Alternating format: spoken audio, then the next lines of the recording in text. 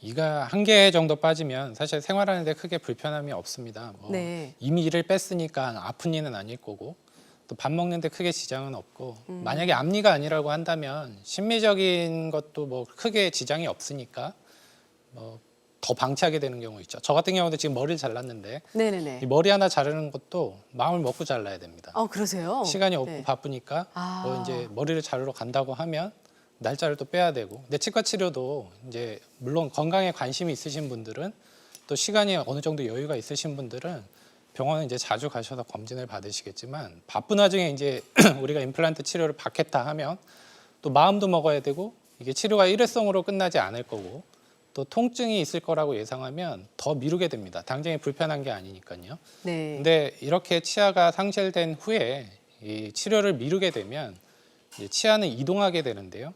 어떠한 식으로 이동되며 또 그럴 때 어떤 문제가 생기는지에 대해서 설명을 좀 드리겠습니다. 일단 여기 이제 도해를 보시면 맨 왼쪽 상단에 치아가 다 있었을 때의 모습인데 이제 이를 상실하게 된 후에 여기에 이제 임플란트를 심으면 되겠죠. 이가 없어졌으니까.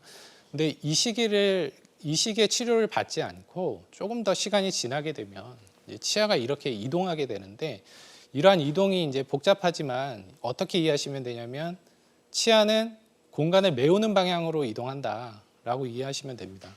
그러면 여기 뺀 자리로 치아들이 이렇게 몰리게 되는데 이쪽은 또 벌어지고 이쪽은 치아가 쓰러지게 되는데 네. 이 반대편은 또 벌어졌는데 이 부위는 아래 치아가 또 올라와서 이 공간을 채웁니다. 그럼 이제 이 상태가 돼서 치료를 받겠다 오시면 어떤 일이 되냐면 이 치아들을 두고 앞니를 모양을 만들 수가 없기 때문에 교정을 해야 한다거나 또는 옆에 치아를 깎아서 씌워서 이를 형태를 다시 만들어야 된다고 하는 부가적인 일이 또 벌어지고요. 이 상태에서 더 지나게 되면 임플란트랑 우리 뼈 이식을 항상 연결지어서 생각할 수밖에 없는데요. 이렇게 치조골의 흡수가 진행이 되게 되면 뼈 이식을 하더라도 훨씬 더 통증이 커지기 때문에 뼈 이식을 하고 임플란트 심을 때 통증이 훨씬 커지기 때문에 좀 더 힘들게 치료를 받게 되실 수 있습니다.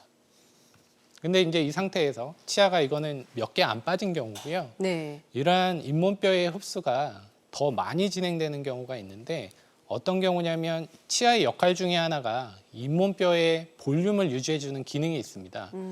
그래서 한 개 빠진 경우라고 하면 옆에 뿌리가 있기 때문에 어느 정도 유지가 되지만 여러 개의 치아가 동시에 빠진 경우 이제 이 다음 사진에서 한번 보여드릴 건데요.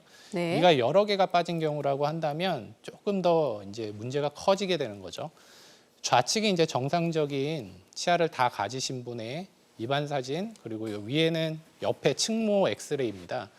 정상적인 형태를 가지고 있다가 이분처럼 위에 치아가 다수 상실된 경우에 시간이 오래 지나게 되면 입술이 위에 있는 입술이 지금은 여기 뭐 임플란트가 좀 심어져 있는데요. 위에 있는 입술이 꺼지고 아래턱이 이렇게 돌출되는 모습을 점차 보이게 되는데 이런 경우까지 진행돼서 이제 시술을 받겠다 오시게 되면 문제는 이제 임플란트를 심어드릴 수는 있지만 이 안모의 회복은 절대 임플란트만 가지고 할 수가 없다. 그래서 결국에는 위에 임플란트 틀니라든지 틀니를 어느 정도 활용할 수밖에 없기 때문에 치료 결과도 내가 선택할 수 있는 게 아니라 이렇게 선택당해질 수밖에 없는 상황으로 갈 수도 있습니다.